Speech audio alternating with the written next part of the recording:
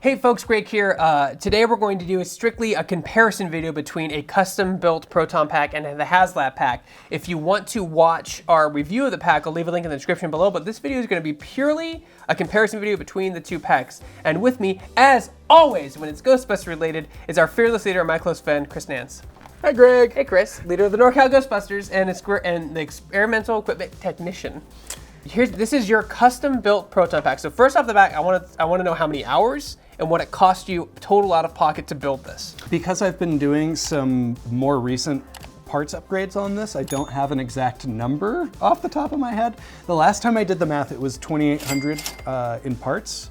But that said, I've spent at least a couple $100 in newer, nicer parts since then. So it's probably sitting more around the $3,000 mark at this point. So 3,000 and like easily 100 hours, if not more, into the pack. Yeah, right? yeah. I think it's about 3 years, like from start to finish. Yeah. So we have a $3,000 pack with hundreds of man hours and a $400 pack plus and this is very important to note this, plus the Spengler one because it does not come with the pack. So $520 total pack cost to $3,000 quote. Now, first off, what are the major key differences you've noticed immediately between your pack and this pack right off the bat without even having to really look at it? That clip art is tiny. I think I kind of pointed that out in the review. The clip art is tiny. That's not. Is that because it's an older clip art? It's just smaller scale because it's reasons? just when they mass produced the fake ones, they made them slightly smaller to use less material, I would guess. Are you sure the clip art's not smaller on the Spengler one? It is not. No. Okay, so it's definitely an assembly choice or a manufacturing choice. So by comparison, the two clip art valves that they use on the actual screen used props are an R331 and an R701 clip art valves, and those are both real clip art valves on my pack. So you can kind of, if you have the super duper screen accurate thing directly next to it, you can kind of see there's some very, very, very minor scaling issues in just like a couple of little details. One that has been addressed in the community that I think we talked about in our review for the wand, actually, even just the scaling of the wand body itself. It's ever so tiny or smaller. It's actually, the wand instrument trigger bar here is a little bit bigger than what it should be. Oh, it really is? That's interesting. That is interesting. And that's from the molding process. That's because they had to make a mold and then they have to fill that mold with enough material to stand. Right. So when you're working with a plastic, obviously you need more material than you would if you were working with aluminum. So that's explicable. It makes sense. Your ribbon cable is different from my ribbon cable. So yes, I have. So that's pretty much just going to be the case because this is a Ghostbusters 2 Proton Pack. I have a Ghostbusters 2 ribbon cable on there. My color code for this is always going to look different. However, this, especially once you hold it right next to a real ribbon cable, like you can see from the thickness that that's not real wire. Yeah, that's just a rubber cast, right? Yeah. And that's fine. Especially you're just walking past somebody or you're posing for a picture for 30 seconds, nobody's gonna notice. The one thing is your ion arm looks identical to mine. Yes, that was something that I noticed right away. Although, so the detailing here, it starts to get a little meticulous, right? So this is where we're going to get into the meticulousness here. So the detailing you'll notice with the layout of my ion arm end cap is I actually have my brass fitting is actually screwed directly into the end cap as opposed to being built onto the ion arm itself. Just a blister rubber mold or plastic mold, yeah. Right. That is accurate to the semi-hero packs from Ghostbusters 2. Okay. So those were not fully hero accurate packs that they made for the actors to wear in shots where they wouldn't be in close-up. Stuff that would look better than the stunt packs, but didn't, weigh as much as the hero packs. So it's technically correct? Technically correct, but it's using the wrong reference. Wrong reference. Okay, interesting. Your tubes, your wiring looks a little more detailed and a little more bright than this wiring we have on here. I mean, and some of that is just going to be paint. They have very obviously taken like this blue tubing, and so this is rubber blue tubing. It's a solid blue, mold. And I'll bet they didn't actually paint this blue. This is all probably cast in this color, and that slightly dark blue to make it look like it's the same stuff but dirty. And that's a lot of this on here is like the colors are different, but that's only because they're trying to make it look like the right thing but dirty. Oh, yeah. It's unfortunate because I was like, oh, maybe you can just, in the review we talked about this, about taking out the frosted lens. If you turn yours on, Chris, you can see yours has like a... Yep, you can see it's a frosted lens, and his is it's a clear blue.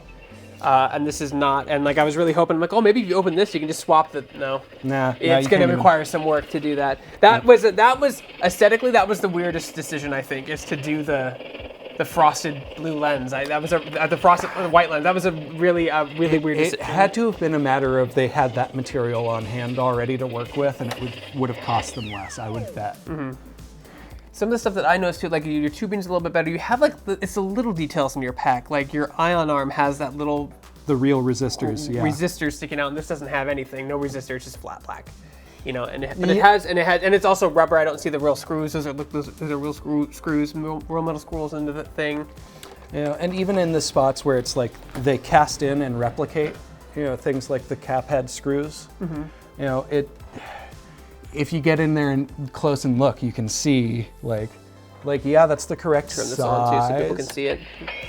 Like that's the correct size, and I bet if I took a Allen wrench that was the correct size, it would even slot into that just as correctly like it would with a real socket. Now, I know this is removable because Adam Savage is removable. And you can see the seam. Yeah, he just pulls it out and he just replaces it. Yeah, you can see the seam and you can see the indexing marks behind it actually on the shell itself. Now I know the clip art too is also removable, but it does require some drilling.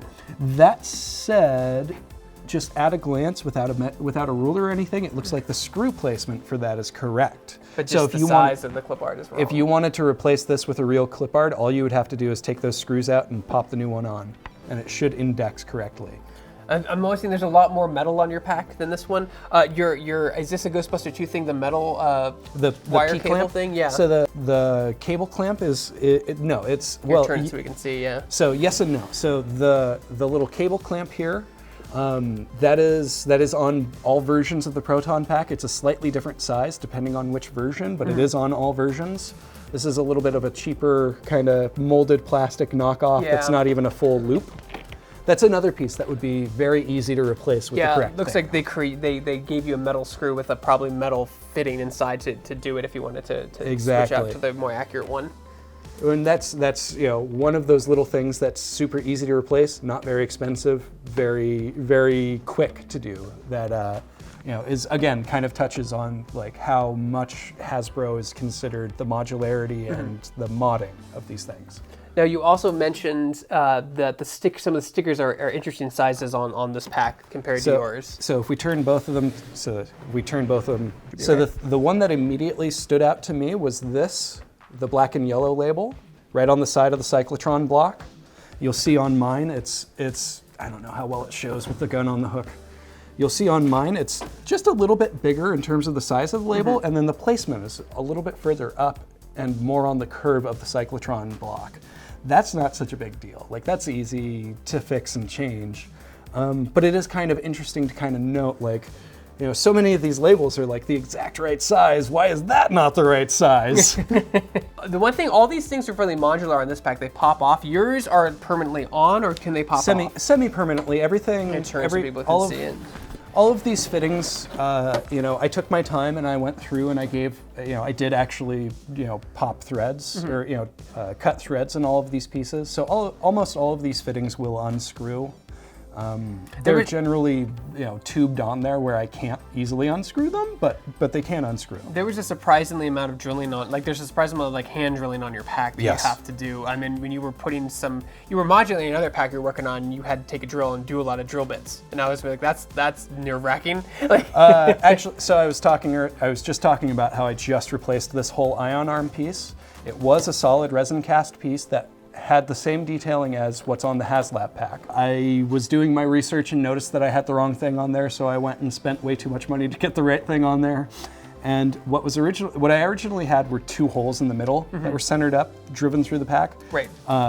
This piece came with 4 holes in the corners already drilled, so I had to go back and re-drill holes in the shell. And yeah, so just about all of the pieces that you see on the Proton Pack itself is bolt holes that I had to drill to, attach them to the actual fiberglass shell. And to be fair, you could do a lot of that with this pack as well. Like I've saw Adam Savage drill some holes in his as well to modify the same process you used originally for yours. So like if you're familiar with that process. But at a first glance, though, like at a convention center from far away, if you're not a Proton Pack expert, I mean, it looks very, very good for the price, for what people backed for it. $399, I believe. $399.99 was the backer price. And then it's until you sit next to Chris's pack and he starts going over the little, if I'm using this word correctly, idiosyncrasies of the pack. They're like, oh, the tubing's a little off, this is too small, this is too large. We're missing, like, is this full thing, that's resin, right? Or is that metal? Yeah, that's a resin cast. Okay, so they're both plastic resin, but there's a lot more metal on Chris's pack just in general. Like he has a custom aluminum wand. There's a lot more bolts and screws that are metal instead of just cast it on for the look of it. But from what we told in the review, we can actually take a lot of the stuff off and replace it. Yeah, like so the top part, all these cables can come off. Right, and you're meant to be able to take a lot of the, like all of this detailing, the stuff that's unique to making it look like the Proton Pack from that Phoebe has in Afterlife, like is made to pop right off, so you can just make it look more like, you know, something from 1984 or 1989. Right. And then your loom, it's the same loom though. Like loom is loom, right? Yep. Doesn't really matter what it is. It's just it's loom. all just the same plastic corrugated loom, unless they had some custom thin stuff made, which I doubt. I doubt that's cheaper. And for those like wondering, one of the major differences is Chris's Alice frame. Like he has an Alice frame attached to his, or turn his around. Yes. So right now I have an LC2 frame on this right now. I've slowly but surely on the hunt for a proper LC1 frame to replace it, but for now it works. So and they made the pack compatible to put this on, not an LC2 frame, right? But what's the one that's not compatible with it? So actually I was seeing some newer pictures over the last day or so, and it looks like the LC2 frames will fit on the HasLab pack. Okay. You might have to switch around the order of the attachment hardware, because I understand it starts at a high point, a middle point, and then a low point, but it should be doable. But for people out there who are unfamiliar with that, an Alice frame is an extra edition that did not come with the pack, and they run about, what, $90 on about average? $90 right now. About $90, but it comes with all the hardware to attach it if you want to put an Alice frame on it, minus some of the stuff that Chris has, which is obviously he has some of the foam stuff there, and he has the big things on the back are his battery packs. Oh, yeah, my battery packs. His battery packs. Like you can just you can kind of see his does look better, but it's also a custom job and years of tweaking and modding and changing up parts. Where this one, you can do the same thing, but I guess it'd be a little harder because if you mess up, you can't exactly go to the store and buy a new one. No. Yeah, you have to be very, very careful with how far you go with things. And as you can see too, like your weathering on your wand looks really natural, and like most of your weathering on, you don't really have a lot of weathering on your pack. Like I put a lot of weathering on mine, on my custom one, but this one, yours just looks very similar to this one in terms of like it looks brand new, like very clean and taken care of. No, as a general rule, as far as weathering goes, I've just kind of generally, roughed some things. I think you can really clearly see it. Like I painted this black, obviously, and then I gave it a clear coat. And then after a couple of days, once the paint and clear coat had gotten a good chance to cure down and everything, I went back with some fine grit sandpaper and just attacked the hell out of it because I wanted to take some of that nice off. And then it's also worth it to say that there's no place you can buy everything at one place for the Proton Pack. There's not like a kit you can buy where it comes with everything. You have to buy it from I want to say several different stores. Generally, especially there's some in meticulous parts, particularly with the knob and some other stuff that's really hard to find. That sometimes there's a waiting list on a UK person, right, for like months or years to get one. Thankfully, in the last few years, AJ Quick of gbfans.com has done a huge service to the community, and he's done stuff like he's gone and found the specs for the original crank knobs that Raytheon used to produce that they no longer produce, and he had a lot of however many thousands made, and he's been reselling them to the community. And so we have perfect, super accurate replicas that are now available again to the community. And that's all thanks to gbfans.com. And then turn it again forward because I want to show you again, so $3,000 pack, $500 pack, $3,000 pack, $500 pack. And trust me, Chris's pack is much heavier. This thing, we said like 7 pounds, 8 pounds. It doesn't weigh a lot. This thing does not weigh a lot. I think we were guesstimating somewhere in the realm of like 15 to 20. It doesn't feel like, I'll trust you because you know the weight, but it doesn't feel like it's 15 pounds. Yours feels heavy when I was handing it to you. It's very heavy.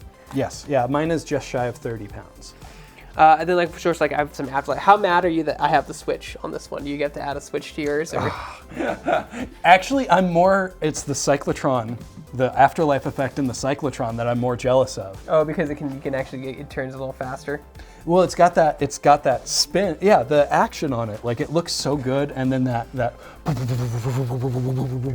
noise effect that it has. Like, that was one of the little details that I loved in Afterlife, is the updated special How effects fast for the it goes, pack. yeah. Yeah.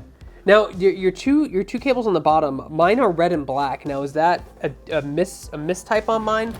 Mine are red and black. Yours are red and blue, and they're much brighter. See, this one's almost black. I can't even tell if it might be a dark blue, but it looks black to me. Is that an Afterlife thing, or is that a... You know, I would have to double check, but as far as I know, that it should be a blue tube. It is black. Like I said, there's small little inconsistencies, very little. I mean, nothing that I would say is a deal breaker, though. No. I mean, something like that, like... It is already designed to pop right out, where you can just, if you don't like that tube is black, you can replace it. You can just get yourself a strain relief valve and then some blue tube and just pop it right in there. I think one of the things we didn't say in the review that was kind of a disappointment to some fans. Without view. Oh, it's okay. It's okay. We'll turn it back. One of the things I know was a disappointment to some fans in the reviews that I've seen so far is that, like, they said you could change it to the 1984 parts, but these copper plates are molded in. You'd have to peel them off and completely destroy it and drill in some stuff down there. You can't take those out. No, they're in. Those are molded in. Those are molded in. So people are a little disappointed by that. So I was under the impression that was all going to be a single piece that comes off. Yeah, I was too. So, like, it's a little inconsistencies. But like you said, that you rated this pack 8 out of 10 on the review. You can also look at the description below if you want to see the in-depth 30-minute video, because it's going to be long. But like, this is just a fun comparison for you people out there. Like, well, what does a custom pack cost? What does it look like? What are the differences? You know, how much time? Where can I get one? And the question is, you really can't. You can commission it. Yeah. But like, as far as turning it together yourself, several different websites. And some of them have long wait lists. You were waiting on the ribbon cable for how long, Chris? The GB1 ribbon cable? So even, I think it was years. Probably like a good year or so. Yeah. They actually, the people who made the ribbon cable for Chris are the same people who made the ribbon cables for the movie, because they're the only ones who could do it. That technique was lost over time to whatever prop maker was doing it. There is another seller who's entered the market, TGB Cable Guy. He's been around. He actually just sold out of ribbon cables in the lead up to the HasLab release. Right. Because a lot of folks are buying parts to upgrade their HasLab's already. I've even seen people make 3D printed parts to swap out the front grip. The front grip, and they take it out and they pop it back on. It doesn't stay. You have to glue it on or find some way to seal it on. But they're working on that. It's an incredible community of modders. Yes. And they're gonna have a lot of fun with this pack particularly. I'm sure there'll be tutorials how to mod stuff and how to add stuff, how to swap out parts and all that good stuff. And put a bigger speaker in is what I want to see. Yeah. But you know, so as you can see here, $3,000 pack, $500 pack. $2,000 pack, $5,000 pack, and they both look great. Both of them look great. Like I said, it's in the small details that Chris pays for, with all the little intricacies of metal bits, the better wiring, the screws, the proper size clip art valve. Yep. And of course, the hefty weight of it feeling like a real tool. Yes. Not a toy, right? The Proton Pack is not a toy. The Proton Pack is not a toy. But okay, so like, give some shout outs, or if people say someone missed out on this, or they have it, or they really want to start building their own, where's a good resource to start for them? So if you're just looking into learning more about Proton Packs and how to build one for yourself, I absolutely recommend that you start at gbfans.com. Take yourself over to the forums and go on down to the Proton Pack subsection. There is all kinds of incredible build threads that have been documented there, showing every step of the way of people doing complete junk builds from, MDF and wood to painstaking, minute, absolute replicas of the exact hero pack that was used in the film, down to taking the same chips out of the fiberglass. You know who you are. Yeah.